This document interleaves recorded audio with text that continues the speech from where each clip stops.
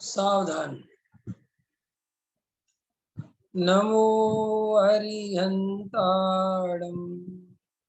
नमो सिद्धाणं नमो आयर्याणं नमो वज्रायाणं नमो लोये सव्यसाहुडं णमीऊणजनं वीरम् अनंत वर्णान दंसन सहावम मोक्षामि नियम सारम केवली सुध केवली भड़िदम। नियम सार परमागम आचार्य कुंद कुंद देव द्वारा रचित यह नियम सार ग्रंथ है। शुद्धात्मा की चर्चा, कारण शुद्धात्मा की चर्चा विशेष रूप से इस ग्रंथ में आई है। उसी के आधार से अपन चर्चा गाथा नंबर 9 से चल रही है। देखो क्या कहते हैं 9 नंबर में। देखो भगवान उसे जीव कहते हैं। जीव 2 प्रकार के हैं। 5 द्रव्य उनके घर में रहे। जो है भगवान आत्मा अंदर है, यह तो देह मिट्टी धूल है, यह तो पुद्गल है, यह कहीं जीव नहीं है। और कर्म अंदर कारवाण तेजस शरीर है, वह भी जीव नहीं है, वह तो अजीव है। और दया दान व्रत भक्ति के परिणाम हो, वह तो राग है, आश्रव है, वह आत्मा नहीं है। समझ में आया? पुण्य पाप के भाव होते हैं ना, दया दान व्रत भक्ति पूजा, वह शुभ भाव रूपी राग पुण्य है। हिंसा झूठ चोरी विषय भोग वासना पाप आश्रव है। ये दोनों आश्रव आत्मा नहीं है। यहाँ तो आत्मा कारण और कार्य में यह बात ली है। समझ में आया? देखो क्या कहते हैं। अपने को अपनी पहचान इस शरीर के माध्यम से है और अपन अपने को शरीर रूप अनुभव करते हैं। और ये शरीर वास्तव में मैं नहीं हूँ, ये बात अपन को समझ में नहीं आती। और बहुत समय बीत गया और सारे दुख की जड़ ये शरीर को अपना मानने से, शरीर रूप अनुभव करने से ये सारा मोह खड़ा होता है। तो श्री गुरु कहते हैं कि यह शरीर पुद्गल का है, लेकिन जीव को जो असली जीव का परिचय है वो कभी प्राप्त नहीं हुआ। और ये शरीर और संयोग में ही अपना परिचय बना लिया। और फिर जिस पर्याय में जाता है तो शरीर तो साथ में पाया जाता है। शरीर के बिना तो जीव केवल सिद्ध अवस्था में होता है। तो देखो क्या कहते हैं कि बहुत सारे जीव तो इस शरीर में ही अपनापन करके इस शरीर रूप ही अपने को मानते हैं और इसका जो नाम रख दिया जाता है, इस नाम में अपनापन करके रात और दिन परेशान रहते हैं, पागल बने रहते हैं, ख्याल में नहीं आए। और वो मोह का पोषण करते रहते हैं और दुखी होते रहते हैं। और कुछ जीव हैं जो दया दान पूजा भक्ति इत्यादि जो आश्रव भाव हैं, जो विकल्प हैं, जो भाव हैं, जो परिणाम हैं, इनमें एकत्व करके इनको अपना स्वरूप मानकर इनमें लगे रहते हैं। ख्याल में है ना? वे भी रागादि विकारी भाव से भिन्न कोई गायक भगवान आत्मा है, उस तरफ उनका ध्यान नहीं जाता। इसलिए गुरुदेव कहते हैं कि इस जगत में आत्मा को जानने वाले, शुद्धात्मा का अनुभव करने वाले, शुद्धात्मा की सच्ची बात करने वाले जीव बिरले हैं। और शुद्धात्मा का अनुभव करने वाले तो और बिरले हैं। क्यों? क्योंकि सारे जगत में ये शरीर और ये संयोग सारी ताकत इनमें लगा रखी है। और शरीर और संयोग में हमारी कुछ चलती है नहीं, हम कुछ कर सकते नहीं। एक दिन ये सब पड़ा रह जाता है और हम चले जाते हैं, पर्याय यहीं पड़ी रह जाती है, शरीर यहीं पड़ा रह जाता है। तो आचार्य कहते हैं तुम गहराई से विचार करो कि मैं ये भव काय में लगा रहा हूँ, किस काम में लगा रहा हूँ, जिन चीजों के लिए तुम और हम रात दिन परेशान हो रहे हैं। तो आचार्य कहते विचार करो, क्या ये तुम्हारा स्वरूप है? देखो हमारा नाम जो हमारे माँ बाप ने रख दिया, क्या वास्तव में वो हमारी पहचान हो सकती है? गहराई से विचार करो। तिलकराज जी, समझ में आ रहा है कि नहीं? मैं तिलकराज कैसे हो सकता हूँ? मेरा ये नाम कैसे हो सकता है? ये मेरा स्वरूप कैसे हो सकता है? दुनिया में ना जाने कितने तिलक जी होंगे, होंगे कि नहीं होंगे? हजारों, अभी सर्च मारो तो तिलक जी की लाइन लगी होगी। लेकिन अपन फिर भी अज्ञानता के कारण, मोह के कारण, मिथ्यात्व के कारण ऐसी मान्यता से जीते चले जाते हैं कि ये जो नाम रख दिया यही मैं हूँ। और उस नाम के लिए क्या क्या करता है जीव। सारी दुनिया में लोग जितना भी कुछ करते हुए दिखाई दे रहे हैं, बड़े आदमी, कम से कम गरीब आदमी तो रोटी के लिए मरा जा रहा है, लेकिन जो ये पैसे वाले जो मरे जा रहे हैं, इनसे पूछो कि तुम काय के लिए मर रहे हो, तो ये कहते कि हम नाम के लिए मर रहे हैं। काय के लिए मर रहे? हमें क्या चाहिए? नाम। हमें और कुछ नहीं चाहिए, हमें सिर्फ नाम चाहिए। बड़े बड़े महाराज बड़ा बड़ा आचरण पाल रहे हैं, बहुत तपस्या कर रहे हैं, रात और दिन गर्मी सर्दी सह रहे हैं। उनसे पूछो महाराज क्या चाहिए? जगत में ख्याति चाहिए, दुनिया को पता चलना चाहिए कि मेरे से बड़ा साधु आज तक इस पृथ्वी पे नहीं हुआ है। ख्याल में आया कि नहीं आया? ये बड़े बड़े विद्वान रातों दिन शास्त्रों को पढ़ रहे हैं, शास्त्रों को लिख रहे हैं। इनसे पूछो क्या चाहिए आपको, क्यों ये रात दिन मेहनत कर रहे हो? तो एक ही उत्तर है कि दुनिया को पता चलना चाहिए कि मेरे जैसा विद्वान आज तक हुआ नहीं है, और मैं सारी दुनिया को धर्म दिखाना चाहता हूँ। मैं बहुत होशियार आदमी हूँ, मुझे इतनी भाषाओं का ज्ञान है। तो आप गहराई से देखोगे, गरीब आदमी की तो मजबूरी समझ में आती है कि वो रोटी के लिए दौड़े, रोटी के लिए बेचारा मेहनत करे। लेकिन बहुत पैसे वाले, जिनको कोई रोटी की चिंता नहीं है, वे भी रात और दिन दौड़ते रहते हैं। उनसे पूछो तुम क्यों दौड़ रहे हो, तुम्हें क्या चाहिए? कि साहब मुझे मान सम्मान चाहिए। आप मोदी जी से पूछो क्यों दौड़ रहे हो, कि सिर्फ मुझे मोदी मोदी चाहिए। आप किसी नेता से पूछो तुम क्यों दौड़ रहे हो, मुझे भी प्राइम मिनिस्टर बनना है। तो आप गहराई से देखोगे तो आचार्य कहते हैं नाम की भूख बहुत है। और ये नाम की भूख अगर तुम्हारी आज खत्म हो जाए तो 90% चांस है कि सम्यक दर्शन अभी हो जाए। अंतर समझ में आया कि नहीं आया? क्यों? क्योंकि हमारी सारी, अरे हम तो जरा सा स्वाध्याय सुनते हैं, जरा से प्रवचन में बैठने लगते हैं, तो वहां भी चाहते हैं कि पंडित जी से हमारी विशेष पहचान बन जाए, महाराज जी से हमारी विशेष पहचान बन जाए। और महाराज जी भरी सभा में अगर हमारा नाम ले दे हमें तो मजा आ जाए। और सम्यक दर्शन की बढ़िया से बढ़िया चर्चा चली, लेकिन भाई साहब को मजा नहीं आया।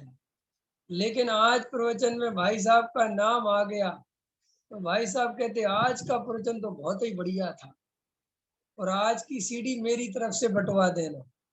गुरुदेव श्री के समय में ऐसा होता था, अब तो सीडी का जमाना भी चला गया।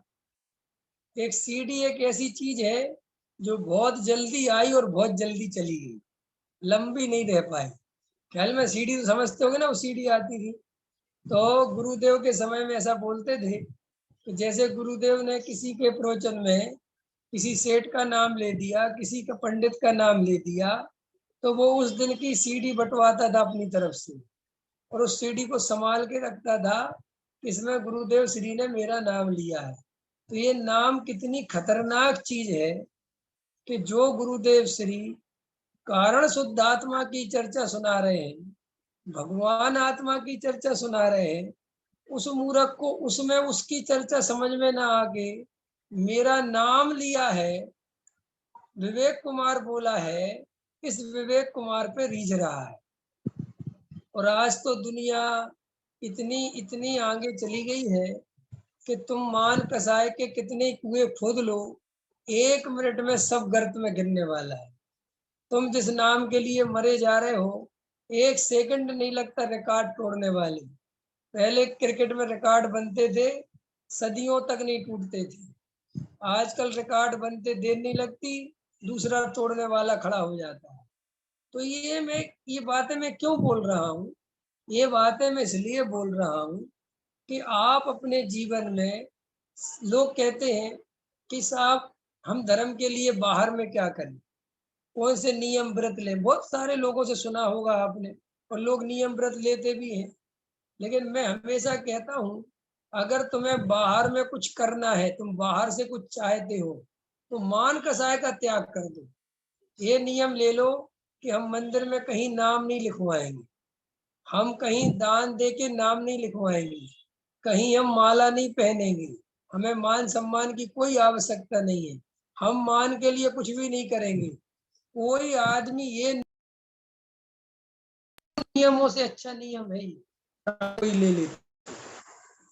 रात और दिन उपवास करने से भी ज्यादा अच्छा नियम है ही। ख्याल में है कि नहीं आया? लेकिन लोग मान कसाय नहीं छोड़ते, मान की भूख नहीं मिटती। तो श्री गुरु कहते हैं कि सबसे पहले विचार करो, क्या ये शरीर में हूँ, क्या ये पुद्गल का पिंड में हो सकता हूँ, क्या ये वास्तव में मेरी सत्ता हो सकती है। इसके लिए बहुत मेहनत नहीं करनी है, बस होश पूर्वक जागृत होके शांति से देखना है, क्या ये शरीर में हूँ, अथवा इस शरीर के अलावा और भी कुछ दिखाई दे रहा है, और कुछ और दिखाई दे रहा है, उसको देखो। राग देश के परिणाम दिखाई दे रहे हैं, तो राग देश के परिणामों को भी देखो, क्या वास्तव में ये मैं हूँ, क्या ये मेरी सत्ता है। तुम गहराई से ये अवलोकन करने बैठो, तत्व विचार करने बैठो, इसी से सम्यक दर्शन की प्राप्ति होती है, इसी से आत्मा की प्राप्ति होती है, और कोई कारण नहीं है आत्मा की प्राप्ति का। इसलिए जो जीव वेद ज्ञान पूर्वक आत्मा का ध्यान करते हैं, शरीर में से एकत्व कैसे तोड़ सकते हो? शरीर को सुखाने से एकत्व नहीं टूटता। शरीर को भोजन देना बंद कर दो क्योंकि शरीर मेरा नहीं है इसलिए एकत्व टूट जाएगा, ऐसा भ्रम नहीं पालना। बहुत सारे लोगों को ऐसी निमित्त की दृष्टि बनी हुई है कि ये शरीर नहीं होता तो हमें मोक्ष मार्ग हो जाता, अगर स्त्री पुत्र मकान दुकान का चक्कर नहीं होता तो हमें मोक्ष मार्ग हो जाता। अरे इनके कारण तुम्हारा मोक्ष मार्ग बिल्कुल नहीं रुका है। ना कोई पत्नी ने, ना कोई बच्चे ने, ना कोई समाज ने तुम्हारा मोक्ष मार्ग नहीं रोक रखा है। आप अपने अंदर देखोगे तो आप पाओगे कि वास्तव में मोक्ष मार्ग मैंने स्वयं रोक रखा है, कोई दूसरे ने नहीं रोक रखा। हमें आत्मा की उतनी रुचि नहीं है विनोद जी, जितनी रुचि में आत्मा का काम होना चाहिए। हमारी रुचि क्या एक लिमिटेड दायरे में है। हम समर्पण तो कर रहे हैं लेकिन एक लिमिटेड दायरे में कर रहे हैं। हम 24 घंटे आत्मा के प्रति जागृत नहीं है। हम स्वाध्याय कर लेते हैं, प्रवचन सुन लेते हैं, थोड़ा बहुत त्याग व्रत कर लेते हैं, बस, और संतुष्ट हो जाते हैं कि अब सब आत्मा में लगे हुए हैं, अब आत्मा में क्या करें और इससे ज्यादा क्या करें। लेकिन ये प्यास ठीक नहीं है। आज सुबह के प्रवचन में मैंने लिया था कि भाई पानी तो मैं दे सकता हूँ लेकिन प्यास मैं नहीं दे सकता। मैं सम्यक दर्शन का विषय तो दे सकता हूँ लेकिन सम्यक दर्शन तुम्हें स्वयं प्राप्त करना पड़ेगा, अनुभव तो स्वयं को करना पड़ेगा। इसलिए पहले में पहले ज्यादा भड़बड़ाओ मत, ज्यादा भागो मत, ज्यादा क्या सही है क्या गलत है कौन, इन बातों में बहुत रस नहीं लो। पहले रस इस बात में लो, क्या मुझे वास्तव में आत्मा चाहिए है, क्या मेरे प्राणों में आत्मा की सच्ची प्यास जगी है। हम पंथ संप्रदाय, कौन गुरु सच्चा कौन गुरु झूठा, कौन सच्चे देवसास गुरु कौन झूठे, इनकी बाद में देखना। पहले पहले अपने अंदर की प्यास देखो कि सच्चाई क्या है, पता स्थिति क्या है हमारी। हम अपनी प्यास तो देखते नहीं और बाहर में लड़ाई झगड़े करते रहते हैं। आज दुनिया में मंदिरों के नाम पे लड़ाई झगड़े चल रहे हैं, ये हमारा मंदिर है, वो कहते हैं हमारा मंदिर है। और जबकि मजेदार बात है कि भगवान से किसी को कोई लेना देना नहीं है, लेकिन जीव के अंदर कसाय भरी पड़ी हुई है और उसे लड़ने में बहुत मजा आता है। और धर्म के नाम पर लड़ने में पंकज जी विशेष मजा आता है। क्यों आता है बताओ? धर्म के नाम पर लड़ने में क्यों मजा आता है पता है? धर्म के नाम पर लड़ने में इसलिए मजा आता है कि उसे एक तो लोग बुरा नहीं कहते, कहते देखो कितना धार्मिक आदमी है, अपने मंदिर के लिए लड़ रहा है। एक बात समझ में आई गहराई से। दूसरी बात, उसे भी लगता है कि ये तो बहुत अच्छा काम है, मैं धर्म के लिए किसी दूसरे की हत्या भी कर दूं तो भी मैं नरक नहीं जाऊंगा, मैं कहाँ जाऊंगा? स्वर्ग जाऊंगा। और अंदर जो कसाय भरी पड़ी हुई है लड़ने की, उसकी पूर्ति भी हो जाती है। कसाय की कसाय पूरी हो गई, धर्मात्मा भी घोषित हो गए और बाहर में अपने उलझे रहो। इसलिए लोग क्या करते हैं, ये धर्म के नाम पर जितना पाखंड लड़ाई झगड़े चलते हैं, तो आज तक दुनिया में जितनी भी हिंसा हुई है वो संपत्ति के कारण नहीं हुई। ध्यान रखना, संपत्ति में तो एक भाई दूसरे भाई को मार सकता है ज्यादा से ज्यादा, लेकिन धर्म के नाम पर तो खून की नदियां बहा देते हैं, लाखों आदमियों को एक साथ मार देते हैं। काय के नाम पर? धर्म के नाम पर। समझ में आए ना? कितने जैन साधुओं को मार दिया, काय के नाम पर? धर्म के नाम पर। कितने कितनी हिंसा है धर्म के नाम पर। तो जो लोग जो मंदिर के नाम पर लड़ते हैं, प्रतिमाओं के नाम पर लड़ते हैं, इनको गहराई से देखोगे तुम तो इन्हें कहीं आत्मा की प्यास नहीं है, इन्हें कोई धर्म से लेना देना नहीं है, लेकिन लड़ने की प्रवृत्ति है।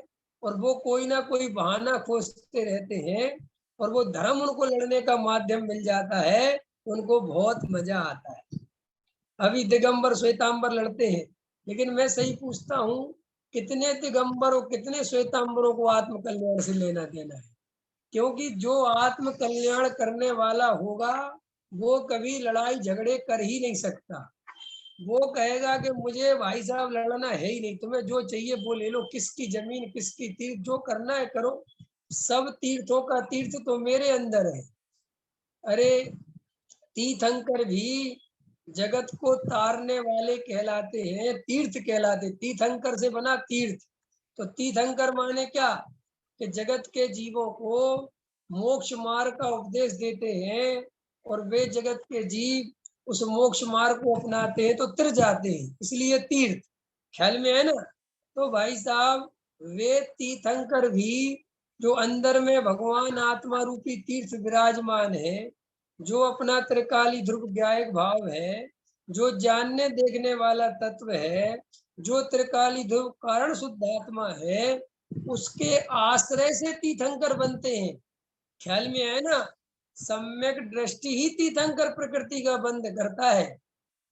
तो ये जो बाहर के तीर्थ हैं, अरे इन तीर्थों पे लड़ने झगड़ने वाले धर्म से भले ही अपने को बड़ा धार्मिक समझें, लेकिन वहां धर्म की गंध भी नहीं है, वहां धर्म का कुछ लेना देना नहीं है। आज पूज्य गुरुदेव श्री का समय में प्रवचन सुन रहा था, तो गुरुदेव श्री ले रहे थे कि अरे भाई, आत्मा को जाने बिना, आत्मज्ञान हुए बिना, आत्मा के अनुभूति के बिना जो जीव विरसशील संयम आदि में प्रवृत्ति करते हैं और अपने को सताते हैं, वे परिचय नहीं सहते हैं, वे आर्त और रौद्र ध्यान करते हैं। ये ले रहे थे गुरुदेव से। उदाहरण बता रहे थे कि कोई ब्रह्मचारी जी आए, गर्मी थी, धूप थी, तकलीफ थी, और पूछा साहब आते यहाँ तो आत्मा की चर्चा चलती है, आप आत्मा के बारे में क्या जानते हैं? तो बोले आत्मा लाल होता है, आत्मा सफेद होता है। तो बोले देखो अभी आत्मा के बारे में इतनी ज्यादा अज्ञानता भरी पड़ी हुई है, और ब्रह्मशील संयमादि ले लेते हैं। तो देखो भाई, सच्ची बात तो ये है, धर्म कठिन नहीं है, लेकिन धर्म कठिन इसलिए है कि वो अमूर्तिक आत्मा के आश्रय से होता है, और वो अमूर्तिक आत्मा आसानी से दिखाई नहीं देता, बस इसलिए धर्म कठिन है। और जड़ की क्रिया करना सरल क्यों है? क्योंकि जड़ की क्रिया दिखाई देती है, जड़ की क्रिया की नकल करी जा सकती है।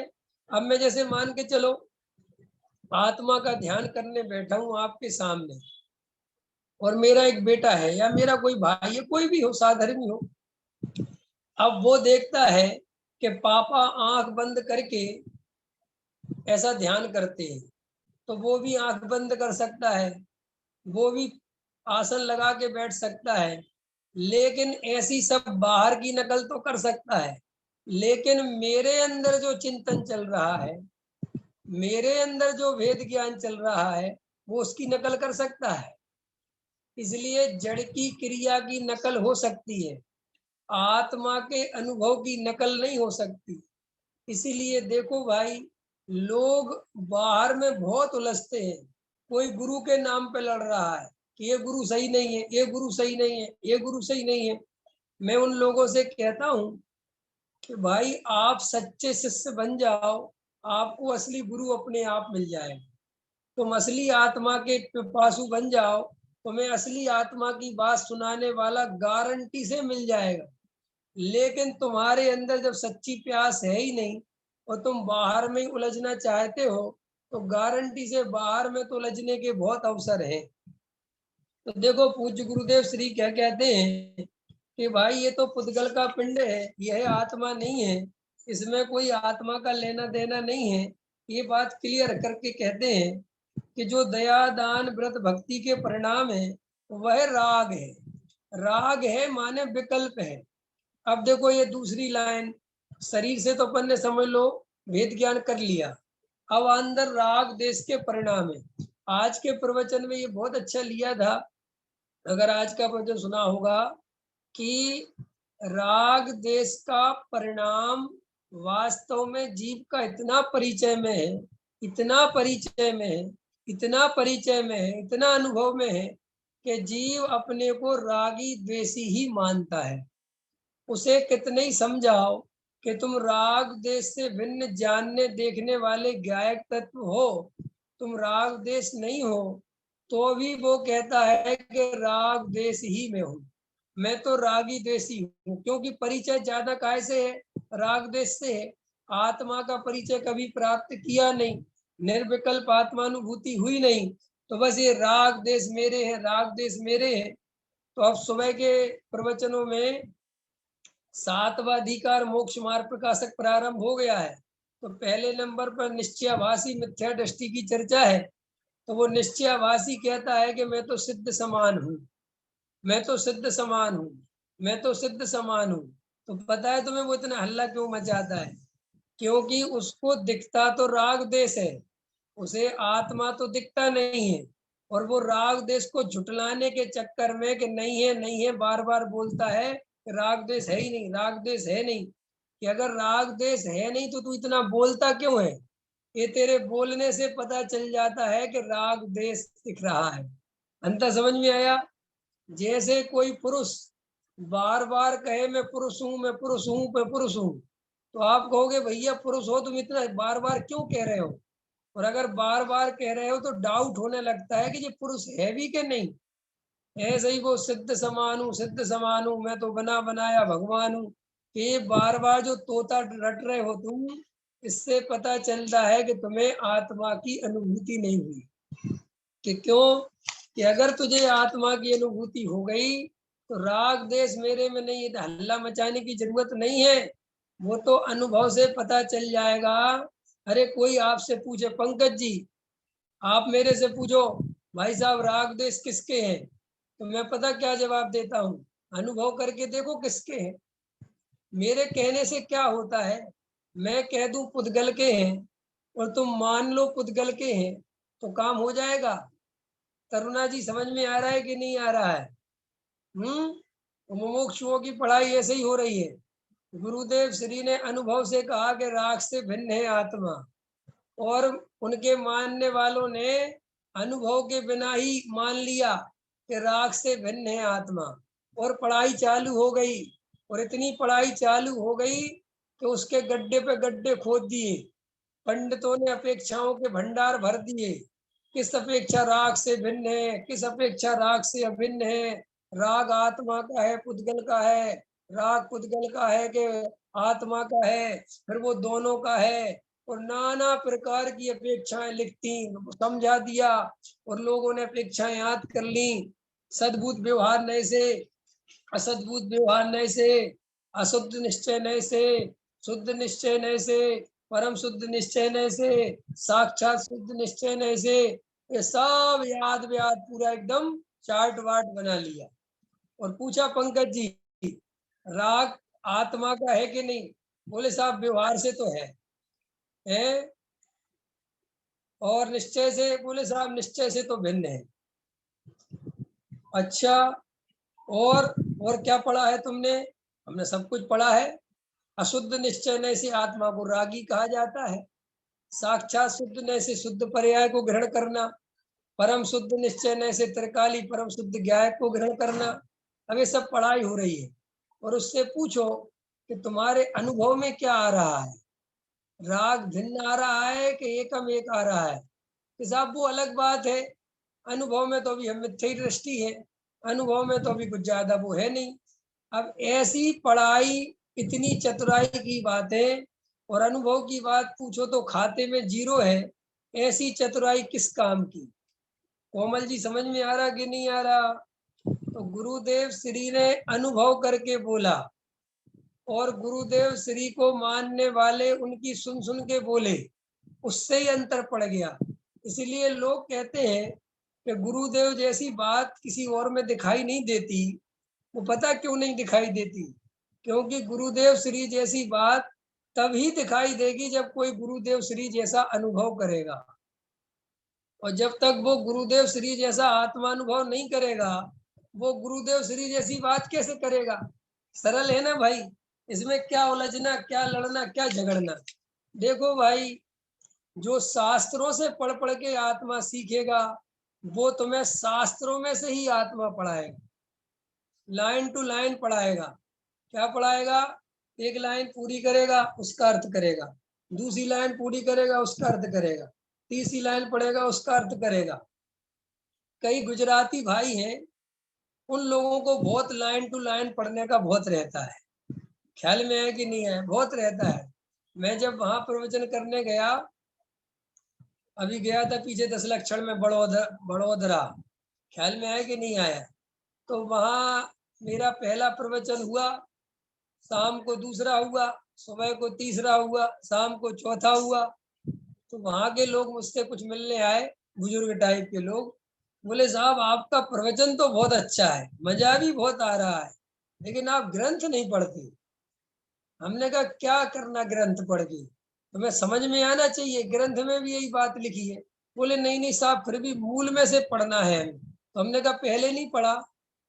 मैं ही आया क्या समय सार पढ़ाने, उसके पहले नहीं पढ़ा? बोले साहब हमने तो 2500 बार पढ़ लिया। अरे जिस आदमी ने 2500 बार पढ़ लिया, उसे फिर भी लाइन से पढ़ना है। अब ये पता है ये लाइन से क्यों पढ़ना है, ये भी सुन लो, तुम्हें बताता हूँ। तो सब नकल करने वाले लोग हैं ना, नकलची लोगों की हालत यही है।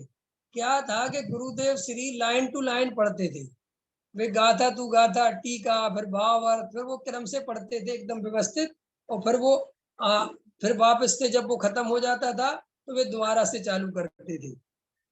लेकिन वे लाइन टू लाइन पढ़ते थे, लेकिन वो क्या करते थे, एक लाइन का कितनी देर तक अर्थ करते थे उसका किसी को समझ नहीं आता। जब ही तो उनकी एक गाथा में 20 पेज हो जाते हैं, नहीं समझ में आया? लेकिन बस वो line to line, line to line. अरे भाई, शास्त्रों में जब आत्मा है ही नहीं, शास्त्रों से कोई आत्मा मिलना नहीं, और लाइन टू लाइन पढ़ के कौन सा तुम तीर मार लोगे? आत्मा का अनुभव तो यहीं से करना पड़ेगा। और वहां लाइन टू लाइन कुछ ऐसा नहीं लिखा कि स्पेशल, कि उसको पढ़ने से कुछ स्पेशल होता है। हाँ, ये स्पेशल होता है कि तुम्हारी मन की तसल्ली हो जाती है कि हमने मूल गाथा पढ़ ली, मूल टीका पढ़ ली, मूल ग्रंथ पढ़ लिया। ये सिर्फ मन की तसल्ली होती है। समझ में तो तुम्हें अनुभव से ही आना है जो आना है। अनुभव के बिना तो कोई कीमत है नहीं किसी चीज की। तो मैं देखता हूँ लोग नकल करने में बहुत होशियार है। तो जब मैं वहां गया तो 3 दिन का स्वाध्याय हुआ, तो मैंने उनको कहा कि भैया समझ में सब आ रहा है साहब। और बोले साहब इतने लोग कभी नहीं आए यहाँ प्रवचन में, नए लोग बहुत आ रहे हैं, उनको बहुत मजा आ रहा है ना, ये तो व्यापारी ये कभी नहीं आते थे, ये भी आ रहे हैं। तो बोले एक भाई आए मेरे पास, उनका नाम क्या था, जीतू भाई। बोले पंडित जी मैं आपको सही बता रहा हूँ, हमारे यहाँ कोई भी पंडित जी आते हैं, मेरी ड्यूटी उनको लेने जानी होती है और स्टेशन पे बाद में छोड़ने जाना होता है। और बोले मैं शर्मा शर्मी पहला प्रवचन सुनता हूँ, उसके बाद मैं कभी नहीं सुनता, क्योंकि मुझे कुछ समझ में नहीं आता। लेकिन आप इकलौते पंडित जी आए हो जिनके मैंने 10 दिन तक सुन लिया पूरा, और सब बात समझ में आई। बोले आपके साथ ये है कि आप ज्यादा शास्त्रों में से नहीं पढ़ते। अब मजेदार बात ये है कि हमें अपना प्रयोजन पता ही नहीं है कि हमारा प्रयोजन क्या है। तो वहां पे और जो पुराने श्रोता थे, बुजुर्ग थे, तो बार बार एक ही बात कहते हैं, हमें साहब समझ में तो आ रहा है, लेकिन वो ग्रंथ पढ़ लेते तो बहुत अच्छा रहता। यहाँ पे थोड़ा सा विरोध हो रहा है। मैंने कहा देखो भाई, अब विरोध हो रहा है तो हो जाए, मैं तो तुम्हारे कहने से पढ़ूंगा नहीं, मुझे तो जो जमेगा वो पढ़ूंगा। तुम्हें और तोताराम शास्त्री को बुलाना है तो बुलाओ, मैं तो वो ही बोलता हूँ जो मेरे अनुभव में आता है। हाँ, ग्रंथ पढ़ने की बात है तो ग्रंथ के बिना तो कोई बात होती नहीं, लेकिन जब तक अंदर से बात निकलती है तब तक बोलते हैं। जब अंदर से निकलना बंद हो जाता है तो फिर ग्रंथ का आश्रय लेते हैं, फिर अंदर से निकलने लगती है, फिर ग्रंथ छोड़ देते हैं। अंदर समझ में आया। लेकिन जो ये आग्रह करने वाले लोग हैं, इनको आत्मा कभी नहीं मिल सकता, क्योंकि आत्मा मिलने के लिए चित्त बहुत फ्रीडम चित्त वाला चाहिए, बहुत चित्त में स्वतंत्रता चाहिए, बहुत क्रांतिकारी चित्त चाहिए, बहुत संवेदनशील चित्त चाहिए, बहुत विचारवान वाला चित्त चाहिए। ये शास्त्रों के भरोसे, क्रिया कांड के भरोसे, दया दान पूजा भक्ति के भरोसे, लकीर के फकीर चलने वाले, अनुशासन में चलने वाले लोग क्या सोचते हैं अनुशासन से आत्मा मिलता है। आत्मा किसी अनुशासन से नहीं मिलता, आत्मा अपने आश्रय से ही मिलता है। कोई आदमी सुबह 4 बजे उठ जाता है और पूरे नियम धर्म पालन करता है, अनुशासन का पक्का है, घड़ी देख देख कर क्रियाएं पालता है, इससे आत्मा नहीं मिलता। आत्मा न ब्रह्म मुहूर्त में उठने से मिलता है, न आत्मा कोई बाहर की प्रक्रिया परद्रव्य की क्रिया के करने से मिलता है। आत्मा मिलने के लिए सिर्फ आत्मा की प्यास, आत्मा के स्वरूप की झलक ये चाहिए। तो जो जीव श्री गुरु कहते हैं कि विरसशील संयम आदि में ही लगे हैं और ऐसा मानते हैं कि साहब अपन तो यही करते रहो, अथवा ऐसा कर करके संतुष्ट होते हैं और अपने को ठग रहे हैं, वो उनको आत्मा नहीं मिलेगा। तो जो निश्चयाभासी है वो अपने को कहता तो है कि सिद्ध समान हूँ, सिद्ध समान हूँ, लेकिन वास्तव में वो सिद्ध समान अनुभव करता नहीं, क्योंकि सिद्ध समान अनुभव करे तो वो सम्यक दृष्टि हो जाए। पकड़ में आया अलका जी? सिद्ध समान बोलना अलग बात है और सिद्ध समान अनुभव करना जुदी बात है। इसलिए मैं कहता हूँ बोलो तो तुम रागी द्वेषी, लेकिन अनुभव करो ज्ञान स्वभावी। हमारे साथ प्रॉब्लम क्या है, हम बोलते हैं ज्ञान स्वभावी और अनुभव करते हैं रागी द्वेषी, इसलिए मिथ्या दर्शन नहीं जाता। और बोलने से मिथ्यात्व नहीं होता। आत्मा रागी द्वेषी है कि मोही है कि ज्ञानी है कि क्या है, कि साहब आत्मा ज्ञानमयी है, ये कहने से नहीं होता, अंदर अनुभव करो। तो देखो, ये जो पढ़ाई चल रही है, पढ़ाई अपनी जगह है, वो होनी चाहिए नहीं होनी चाहिए अपन उसके पक्ष में बिल्कुल नहीं है, क्योंकि प्रश्न ये है कि तुम ये बताओ तुम्हें आत्मा चाहिए कि नहीं चाहिए। और अगर आत्मा चाहिए है तो तुम 24 घंटे होश में रह सकते हो, ये बताओ? दिन रात आत्मा की ओर देखना पड़ेगा। आत्मा की ओर देखना पड़ेगा माने होश रखना पड़ेगा। जितनी बार मौका मिले अपने को देखो। जानने देखने वाला तत्व ये है, राग द्वेष के परिणाम ये हैं, ये शरीर है। बार बार इस पे फोकस करो, बार बार यहाँ पर अपनी संवेदना को लेके जाओ, यहीं से आत्मा मिलेगा, यहीं से जागरण होगा।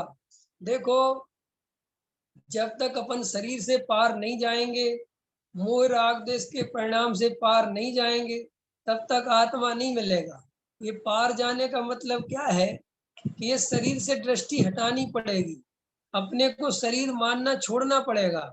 ये नाम जो नाम रखा गया है विवेक कुमार, ये नाम मेरा नहीं है, ये निर्णय करना ही पड़ेगा। ये मेरा नाम नहीं हो सकता। ये मेरा नाम हो सकता है क्या? बोलो पंकज जी, हो सकता है मेरा नाम है? आज मैं एक कहानी पढ़ रहा था, सुनाऊं रश्मिकांत जी? एक कहानी थॉमस एडिसन की कहानी थी। थॉमस एडिसन जो था वो अपने रिसर्च में लगा रहता था, बाजार बाजार कभी जाता नहीं था। उसके जो भी शिष्य थे जो उससे पढ़ने आते थे, उसको गुरुजी बोलते थे। तो वो 25 साल से उसका किसी ने नाम ही नहीं लिया। तो वो 25 साल में भूल गया कि मेरा नाम क्या है। नाम क्या है, मैंने उसको जरूरत नहीं पड़ी उस नाम की। तो वो कहते हैं, कहानी कहती है, एक दिन उसके घर में ऐसी परिस्थिति बनी कि बाहर में कोई नौकर वगैरह था नहीं, और उससे कहा कि बिल जमा करके आना है। तो वो बिल जमा करने गया, तो वहां लाइन में लग गया। अब लाइन में लग गया तो बोले थॉमस एडिसन। अब वो इधर उधर देखे कि थॉमस एडिसन कौन है। अब वो तो आगे जाए नहीं, और वो खुद ही एडिसन है। तो उसका जो पड़ोसी था वो पहचानता था। अरे बोले थॉमस एडिसन है, तुम्हारा नाम ले रहे हैं, तुम जाते क्यों नहीं हो? अरे बोले मेरा नाम थॉमस एडिसन है क्या? ख्याल में है कि नहीं है? तो ऐसे ही हम सोचो विचार करो, अगर ये नाम में अगर हमें समझ में आ जाए कि ये मेरा नाम नहीं है, ये पागलपन छोड़ दो, तो कितनी मुसीबत दिमाग से निकल जाए। अब कोई गाली देता है तो वो किसे देता है? विवेक कुमार बहुत बुरा विद्वान है। तो विवेक कुमार में हुई नहीं, तो फिर बुरा विद्वान की क्या टेंशन है? नहीं समझ में आया? विवेक कुमार बहुत अच्छे विद्वान है, तो जब मैं विवेक कुमार हुई नहीं, तो अच्छे विद्वान का क्या मतलब है? तो ये सारी जो हमारी चेतना इस देह और उस नाम में पसरी पड़ी हुई है, और हम आत्मा की बातें सुनते रहते हैं, आत्मा की बातें करते रहते हैं, लेकिन हमारा रस इस शरीर में और उस नाम में पड़ा रहता है। पड़ा रहता है कि नहीं पड़ा रहता? देखो कैसे। रस किसे कहते हैं पंकज जी? रस की व्याख्या करें। हमारे पंकज जी बहुत अच्छे हैं आदमी हैं, बहुत बढ़िया आदमी है। हमारे पंकज जी कृष्णा नगर में रहते साहब, बहुत सज्जन आदमी। उनको रस आ रहा है, आत्मा से ज्यादा इस बात में रस आ रहा है। आत्मा की भी बात सुना रहा था तो इतनी टेंशन नहीं थी, लेकिन अब ये बात सुनाई तो साहब बहुत बढ़िया है। उदाहरण दे रहा हूँ मैं, आपके लिए नहीं कह रहा। तो ये रस है। ऐसे ही मैंने कहा, मेरे को एक दवाई पता चली है, समझना शिखा जी, एक बहुत बढ़िया दवाई पता चली है। और वो दवाई खाते ही जो ये बाल सफेद है ये काले हो जाते हैं, और जिनके काले हैं उनके और काले हो जाते हैं, और सफेद नहीं होते। अब तुम्हारी पूरी अटेंशन ये रहेगी कि पंडित जी ये क्लास कब खत्म हो और कब आप वो दवाई हमें बताओ। ख्याल में है ना? और मैं गारंटी देता हूँ वो तुम तुरंत पूछोगे। क्यों पूछोगे? क्योंकि रस बहुत है शरीर में, और शरीर के संबंध में कोई बात कहे तो उसका रस लेते हैं, उसका एकदम रस परिपाक होता है कि ये चीज तो बहुत जरूरी है। राजेश जी समझ में आ रहा कि नहीं आ रहा अजमेरा साहब? तो श्री गुरु कहते हैं कि तुम्हें देह में और परिणामों में, संयोगों में बहुत एकत्व है, मान में, सम्मान में, नाम में बहुत एकत्व है। तो जब तुम्हारी कोई प्रशंसा करता है तो तुम बहुत प्रसन्न हो जाते हो, एकदम आनंद से भर जाते हो। और जब तुम्हारी कोई निंदा करता है तो तुम एकदम सिकुड़ जाते हो, एकदम दुखी हो जाते हो। कि क्यों? कि उस नाम में अपनापन कर रखा है। अंतर समझ में आया? अरे तो वेद ज्ञान करना हो तो नाम से करो। लोग महाराज बन गए, साधु बन गए, और वे साधु महाराज इस बात पे लड़ रहे हैं कि तुमने पत्रिका में हमारा फोटो छोटा लगाया है। ख्याल में आया कि नहीं आया? अब बोलो। अब समाज वाले कह रहे हैं महाराज वो फोटो में जगह ही नहीं थी इतनी लगाने के लिए। बोले वो कोई बात नहीं, हमारा फोटो बड़ा करो। और वो महाराज 10 दिन से उपवास कर रहे हैं। समझ में आया ना? माने वो उपवास की सारी साधना हमारा बड़ा फोटा करो इसमें लगा हुआ है। बोलो, ये जीव की असलियत है ये। मैं बड़े बड़े विद्वानों को देखता हूँ, बढ़िया से बढ़िया आत्मा की बात चलती है, लेकिन जरा सा मान सम्मान में कमी हो जाए, जरा सा पत्रिका में कमी हो जाए, कोई नाम नहीं दे पाए, तो उनके परिणामों की स्थिति इतनी भयंकर है कि आप कल्पना नहीं कर सकती। कि क्यों? कि भैया वो अंदर से ममत्व टूटा ही नहीं है, एकत्व टूटा ही नहीं है। इसलिए धर्म की चर्चा भी मान कसाई के लिए कर रहे हैं, धर्म की बातें भी पंडिताई के लिए कर रहे हैं। अरे पंडितों तो छोड़ो, श्रोता की यही हालत है। उसको भी मान सम्मान चाहिए, वो भी जिस सभा में बैठता है उसे लगता है मेरा मान सम्मान होना चाहिए। इसलिए बहुत गहराई से अगर असली धर्म करना है तो इन चीजों से पहले ऊपर उठना सीखो। लोग हरि पहले छोड़ते हैं, हरि में ज्यादा पाप समझते हैं, और ये असली पाप बचे रह जाते हैं। समझ में आया पंकज जी? लोगों को हरि छोड़ने में बहुत हरि हरि छोड़ दो, हरि छोड़ दो, जबकि वास्तव में हरि तो शरीर की आवश्यकता है। रियल बता रहा हूं मैं। अगर हरी नहीं खाओगे तो किसी किसी को चक्कर आने लगते हैं, शरीर में कमजोरी आ जाती है, ब्लड प्रेशर कमजोर हो जाता है। लेकिन मान कसाय शरीर की कोई आवश्यकता नहीं है। बोलो। लेकिन अपन मान कसाय नहीं छोड़ेंगे, सबसे पहले हरी छोड़ेंगे। मैं ये नहीं कह रहा हूं कि तुम हरी खाओ नहीं खाओ, मेरा वो कोई प्रयोजन नहीं है। मेरा प्रयोजन सिर्फ ये है कि तुम मूल मुद्दों से बचते हो, और जिन मुद्दों में कोई दम नहीं है उन मुद्दों में अपनी ताकत लगाती। ख्याल में आया? इसलिए और फिर ऐसे उदाहरण देते हो कि साहब वो तो चार, किसी विद्वान से ऐसी बात को तो वो कहता चारित्र मोह का उदय है, इतनी तो मान कसाय आएगी। अरे भाई, अंदर में जाके देख, चारित्र मोह का उदय है कि दर्शन मोह का उदय है? ऐसा तो नहीं है। शास्त्रों से भी मिथ्यात्व का पोषण किया जा सकता है। क्या कहा मैंने? शास्त्रों को पढ़ पढ़ कर भी, अलका जी समझ में आ रहा है नीमच वाली? ये चारित्र मोह का उदय सीख लिया, पंडित बन गया ना, तो अब किसी से कहता तो कहता साहब चारित्र मोह का उदय है, और हो सकता है कि दर्शन मोह चल रहा हो। तो देखो, ये शास्त्रों को पढ़ पढ़ के छल ग्रहण कर लिया। अंतर समझ में आया ना? इसलिए ये मत सोचना कि शास्त्र मोक्ष मार्ग ही देते हैं। अगर जीव की मान्यता खोटी हो, विपरीत मान्यता हो, विपरीत अभिप्राय हो, तो शास्त्रों से भी छल ग्रहण करता है, और उसके माध्यम से 5 इंद्रिय के विषय भोगों की पूर्ति में, संयोगों की पूर्ति में, कसाय की पूर्ति में लग जाता है। इसलिए हम सभी जीवों को श्री गुरु कहते हैं। अगर तुम्हें बाहर में कुछ त्यागना है तो ये मान कसाय से दूर हट जाओ, क्योंकि सबसे ज्यादा ताकत अगर जीव की कहीं लगती है तो वो मान कसाय में लगती है।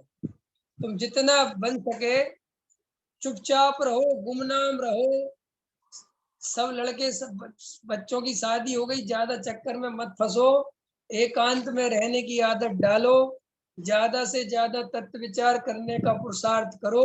अगर आत्म कल्याण करना है तो इधर उधर भागना बंद करो। कहीं कोई धर्म नहीं रखा है, न किसी शिविर में धर्म रखा है, न किसी संस्था में धर्म रखा है, न किसी तीर्थ पे धर्म रखा है, और ना कोई बहुत शास्त्र पढ़ने में धर्म रखा है। भाई पहले मूल काम करो। ख्याल में आए कि नहीं है? मूल मुद्दे की बात बाद में पढ़ लेना, कर्ण योग के बड़े बड़े शास्त्र बाद में जानकारी इकट्ठी कर लेना, कौन सी प्रकृति से क्या होता है। पहले आत्मा को जान लो, जो सबसे पहले जरूरी है। जैसे दुनिया की जानकारी तब तक बहुत बेकार है, कोई काम की नहीं है, जिसे अपने घर की जानकारी नहीं है। कोमल जी का टाइम इनफ हो गया है, 1 मिनट में खत्म कर रहा हूँ। ख्याल में है ना? जिसे अपने घर का एड्रेस पता नहीं, उसे दुनिया का एड्रेस पता करके क्या मिलेगा? ऐसे ही तुम्हें आत्मा का ज्ञान नहीं है, और तुम करणान योग की बारीक बारीक बातें सीखते रहो, और अपनी आत्मा की अनुभूति है नहीं, और ये सोचते रहो कि उपयोग तो लग गया, कम से कम 1 घंटा तो पापों से बच गया। तो पापों से बचाने के लिए जन्म नहीं मिला है, ये तो हमेशा के लिए मिथ्यात्व का नाश कर दो, इसके लिए जन्म मिला है। ठीक है?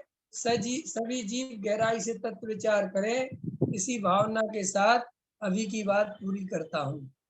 सहजानंदी शोध स्वरूपी, अविनाशी में आत्म स्वरूप, देह मरे पर मैं नहीं मरता, अजर अमर में आत्म स्वरूप, सहजानंदी शोध स्वरूपी, अविनाशी में आत्म स्वरूप, निज निधि निज में बताई, यह परम उपकार है उसके लिए जिन वाणी माँ को वंदना सतवार है, वंदना सतवार है। बोलो द्वासांग दिलवाणी माता की जय। महान जैन धर्म की जय। पंच परमेष्टि भगवान की जय। सभी को सादर जय जिनेन। शुभ रात्रि। आज का टॉपिक क्या है?